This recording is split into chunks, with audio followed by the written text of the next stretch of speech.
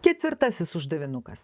Geometrinės progresijos pirmasis narys yra 8, aš jį pažymiu B raidele, 8, pirmasis, o antrasis narys yra 32. Mums reikia apskaičiuoti šios progresijos penktąjį narį. Mes žinome progresijos savybę. Kiekvieną narį padalinę iš prieš tai buvusio, taigi antrą padalinę iš pirmo, mes gausime šios progresijos vardiklį Q. Taigi mūsų Q bus lygu 32 padalinu iš 8 ir lygu 4.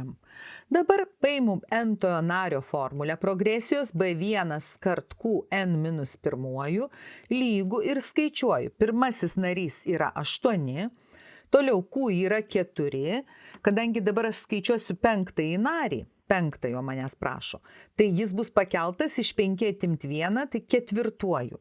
Lygu, ir beliko suskaičiuoti. Galiu tai padaryti skaičiuotuvu. 2048. Taigi teisingas atsakymas yra A.